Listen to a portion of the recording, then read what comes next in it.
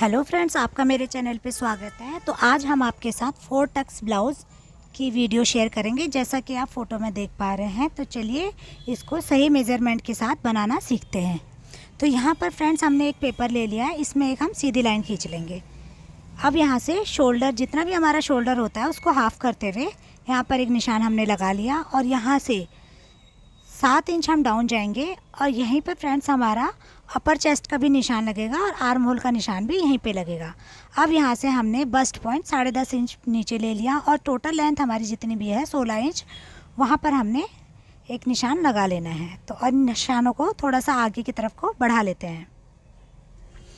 अब फ्रेंड्स यहाँ से हमने जितना भी हम यहाँ पे डाउन गए हैं, इधर से भी उतना ही मेज़रमेंट लेके यहाँ पर हम एक निशान लगा लेंगे और इसको ऊपर मिला लेंगे। 1 इंच हम अंदर की तरफ को गए थे। इससे क्या होता है ना, जो 1 इंच हम अंदर जाते हैं इससे हमारा फ्रंट क्रॉस का भी निशान लग जाता है। अब यहाँ से हम जो हमारा बस्ट पॉइंट है, बस्ट पॉइंट पे निशान लगा लेंगे। जितनी भी टोटल बस्ट होती है उसको 10वां भाग यहाँ पर हमने निशान लगा लिया और उसके बाद जो हमारे 4 टक्स लगने होते हैं उसको हमने निशान लगा लेना है। नीचे वाला बिल्कुल सीधे लगेगा और एक लगेगा आर्म होल की तरफ को, एक लगेगा हमारे साइड की तरफ को। तो यहाँ पर हमने 0.25 यानी कि पौना इंच जितना, क्वार्टर इंच जितना हमने यहाँ पर एक निशान लगा लिया और यहाँ पर भी हमने एक टक्स दे दिया। तो ये हमारे चारों टक्स हमने दे दिए हैं और यहाँ नीचे हमने आधे इंच यानी कि 1 इंच का हमने नीचे की तरफ पे टक्स दे दिया है। तो अब यहाँ से हम इसे नाप लेंगे और जितना भी हमारे वेस्ट है उस पर निशान लगा लेंगे और बाकी जो इसमें हमने टक्स दिया था उसको हमने यहाँ पर माइनस कर लिया है। अब इसके बाद ये हमने नाप लिया, जो हमारा टक्स गया था उससे 1/2 इंच ये है और अब यहाँ पर जितना भी अपर चेस्ट है, चेस्ट उसका 4th पार्ट और 1/2 इंच एक्स्ट्रा ले लेते हैं। ठीक है। अब इसके बाद फ्रेंड्स इन दोनों लाइंस को हम मिला लेंगे।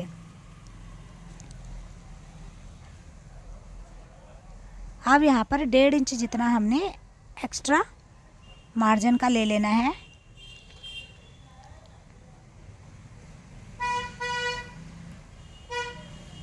अब इन दोनों लाइनों को बराबर, जहाँ पर भी आती हैं बराबर मिला लेना है। ये एक बराबर ही आ रही थी और यहाँ से 18 इंच हमारा आर्म होल है, तो इसको भी चेक कर लेते हैं। मेरा बिल्कुल बराबर आया था। तो फ्रेंड्स यहाँ से 3 इंच पर हमने नेक की ब्रॉडनेस रखी है और यहाँ से हम 7 इंच डाउन जाएंगे। आप अपने अकॉर्डिंग जितना भी आपको गला रखना है आप रख सकते हैं। यहाँ से मैंने एक शेप दे दी है, तो इस तरीके से इसको शेप देके अब हम इसकी कटिंग कर लेते हैं। थोड़ा सा यहाँ पर हमने एक्स्ट्रा लिया है इसलिए क्योंकि जब टक्स देंगे ना तो ये टक्स लगते तो ये थोड़ा सा अंदर की तरफ को चला जाता है। तो चलिए इसकी अब हम कटिंग कर लेते हैं। तो ये टक्स भी हम हटा लेते हैं। तो ये देखिए जैसे ये टक्स हमने लगाया और इसके हम यूँ करेंगे, जब हम इसे इस तरीके से मिलाते हैं तो ये अंदर की तरफ को चला जाता है। जो एक्स्ट्रा होता है उसको अब हम हटा देते हैं।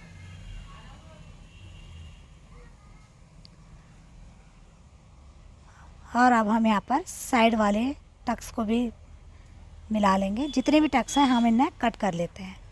शोल्डर वाला भी हमने कट नहीं किया है, इसको पहले हम क्लोज़ कर लेंगे और क्लोज़ करने के बाद यहाँ पे, चलिए हमने इसे क्लोज़ कर लिया है।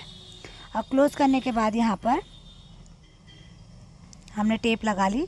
अभी देखिए हम सारे पे एक बार आपको टेप लगा के दिखाते हैं कि ये किस तरीके से इसका पफ बन कर आता है। तो ये देखिए इस तरीके से इसका परफेक्ट पफ बनेगा। अगर आप यहाँ पर बेल्ट लगाना चाहते हैं तो वो भी बता देती हूँ। देखिए ऊपर से हम 3.5 इंच कम से कम, क्योंकि ये 40 ये जो है 40 इंच का जो लेडीज़ है उसके लिए बनाया जा रहा है, तो कम से कम चेस्ट से लेके डाउन इसका जो जाएगा वो कम से कम 3.5 इंच जाना चाहिए। अब यहाँ से देखिए इस तरीके से हमने शेप देते हुए एक बेल्ट का शेप दे दिया। 3.5 इंच नीचे डाउन गए और फिर जितना भी बचा उतना ही हम आगे की तरफ को ले लेंगे। तो चलिए यहाँ पे शोल्डर की कटिंग भी कर ली। अब हमने इसके बैक पार्ट की कटिंग कर लेनी है। तो यहाँ से शोल्डर टू शोल्डर मिला लेंगे। तो फ्रेंड्स बैक वाले पार्ट में 1/2 इंच शोल्डर एक्स्ट्रा आता है, ठीक है। अगर ये हमारा हाई नेक होगा या कॉलर वाला होगा तो ऊपर की तरफ से भी ½ इंच एक्स्ट्रा आएगा। तो ये देखिए हमने इसमें मिला लिया और जो यहाँ से यहाँ तक हमने बिल्कुल सीधा खींच लेना। अब यहाँ से इसको इस तरीके से शेप देते हुए खींचते हुए इस तरीके से लाइन इसमें लगा लेनी है। और जो भी हमने यहाँ पर, मुझे इसमें दिखाई दे रहा है, शायद आपको वीडियो में ना दिखाई दे, तो ये देखिए जो भी हमारे पॉइंट्स हमने लगाए उन्हें मिला लेते हैं।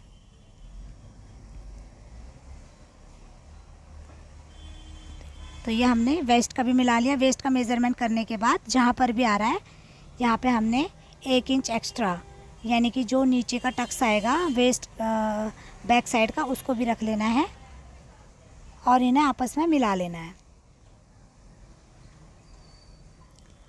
अब यहाँ पर देखिए हमने 1.5 इंच की लूजिंग भी रखी थी, तो वो लूजिंग का भी यहाँ पर हमारा निशान ऑलरेडी लग चुका है।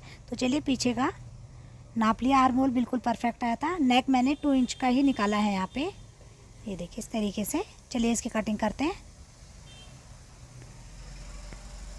अब हमने इसकी कटिंग कर लिया और ये हमारा एक्स्ट्रा भी निकल गया, ठीक है। तो ये देखिए अब फ्रेंड जो हमारा बैक डार्ट था उस बैक डार्ट को भी हम यहाँ पर मिला लेते हैं। ½ इंच रखने के बाद यहाँ से मैंने इसको कट लगा दिया, यानी ये टोटल 1 इंच हो गया। अब ये पीछे से इसे मिलाएंगे और ये लाइन को बिल्कुल सीधी कर लेंगे। तो फ्रेंड्स ये हमारा जो हमने, अब हमारा बैक और फ्रंट ये दोनों कट गए। अब देखिए साइड से साइड मिला के देखते हैं तो ये प्रॉपर अच्छे से मिल रहे हैं। तो साइड इसकी प्रॉपर मिलनी चाहिए। और अब ये देखिए शोल्डर भी इसके मिल रहे हैं, ठीक है फ्रेंड्स। अब यहाँ से हमने एक बार चेक कर लेना है, जो भी हमने बेल्ट काटी है देखिए इसको भी इस तरीके से लगा लेंगे। अब ये बेल्ट को बिल्कुल हमने टेप से कट कर लिया। टेप लगाने के बाद इसे जॉइंट कर लिया है और ये देखिए इस तरीके से बेल्ट हमारी तैयार है। और अब इसके नीचे लगा के देखिए इस तरीके से बेल्ट लगेगी। तो जैसा भी आपको लुक देना है बेल्ट का आप अपने हिसाब से दे सकते हैं। अगर आपको सीधी बेल्ट चाहिए तो आप सीधी भी दे सकते हैं और दोनों तरफ से थोड़े घुमाव चाहिए तो वहाँ से भी आप इसे दे सकते हैं, यानी कि नीचे की तरफ से।